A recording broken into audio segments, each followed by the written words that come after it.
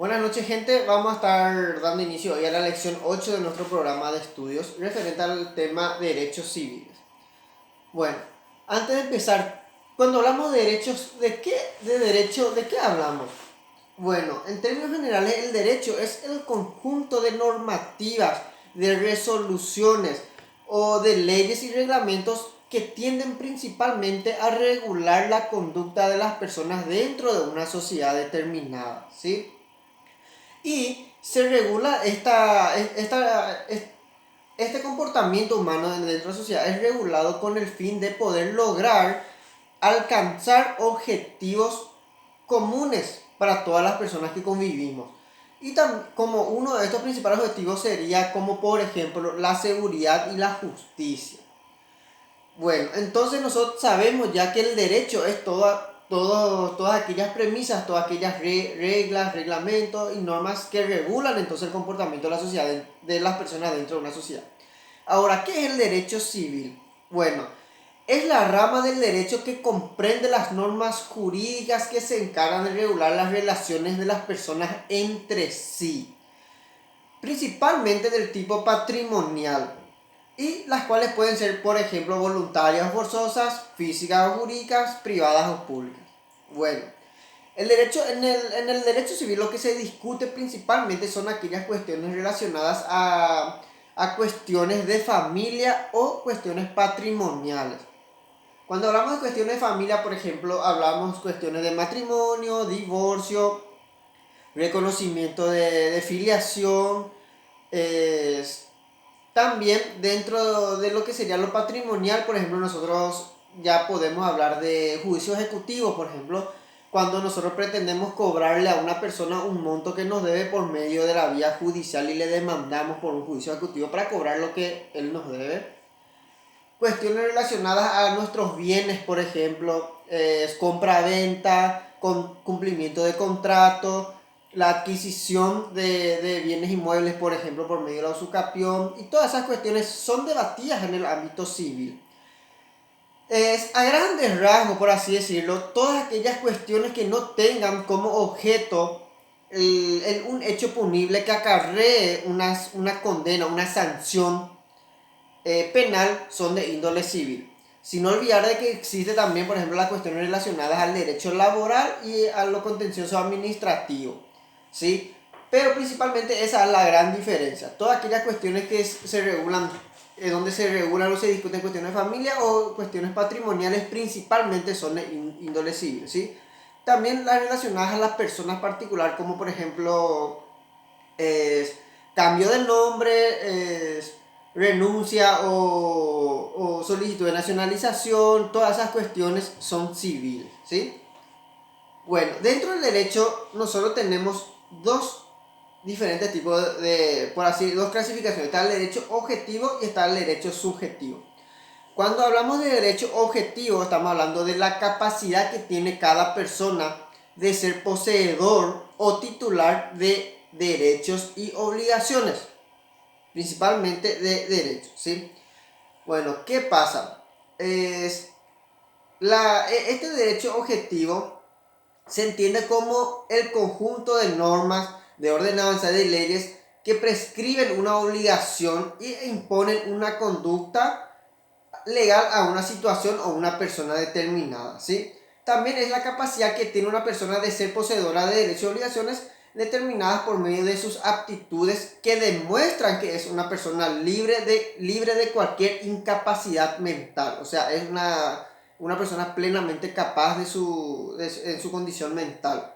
Y por ello puede ser exonerada de algún tipo de obligación. Bueno, en cambio, el derecho subjetivo, hablamos de la capacidad que tiene una persona de hacer cumplir por sí misma o de exigir por sí misma que se hagan cumplir sus derechos, ¿sí? Vamos a un ejemplo. Un menor de edad tiene derechos objetivos, pero no tiene el derecho subjetivo. Porque si es que un menor de edad intenta entablar algún juicio, no tiene valor porque en teoría no está capacitado todavía por ser menor de edad. ¿Entienden? Entonces, tiene el derecho objetivo porque tiene derechos, pero él no puede ejercer por sí mismo o no puede exigir que se cumplan estos derechos porque él no tiene la capacidad o el derecho subjetivo de que por sí mismo pueda hacer cumplir esa ley, ¿sí? Supongamos, existen los casos en el que es, qué sé yo, un menor de edad gana un premio y no se le quiere entregar el premio. Entonces él no puede exigir por sí mismo por vía judicial que se le entregue el premio, sino que sus padres son los que tienen que, en representación del menor, ejercer por la vía judicial el cumplimiento de que se le otorgue ese premio. ¿Entienden? Bueno, tenemos, tenemos que diferenciar una cosa tenemos que diferenciar las normas jurídicas de las normas morales. ¿Qué son las normas jurídicas? Son aquellas creadas por los organismos legalmente establecidos, ¿sí? Y las cuales son de cumplimiento obligatorio. Y el desacato o el incumplimiento de estas obligaciones que establece las normas jurídicas trae aparejada una sanción pudiendo ser penal o pudiendo ser civil por medio de las indemnizaciones. Dichas sanciones deben ser impuestas por un órgano o institución legalmente establecida, como es por ejemplo el Poder Judicial.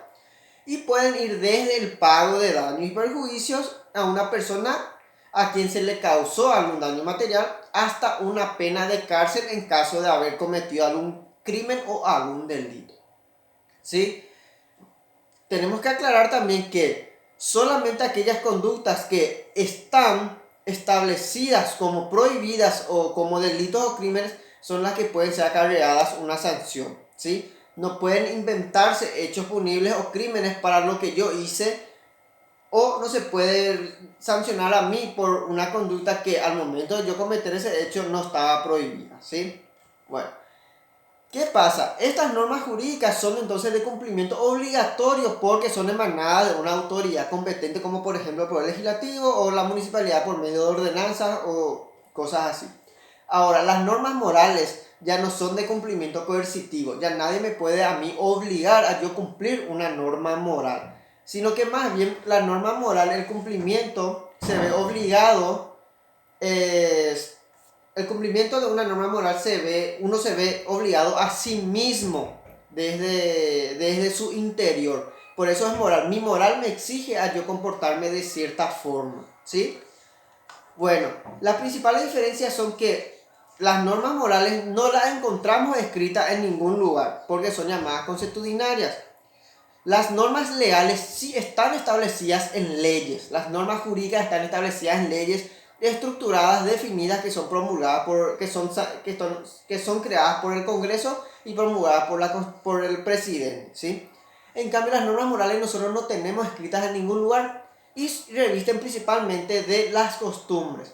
Por ejemplo, el hecho de yo entrar a un lugar y saludarle a todo el mundo es una norma moral, pero no es una norma jurídica. Y en ningún lugar está escrito de que es una obligación yo saludarle a las personas cuando entro en un lugar.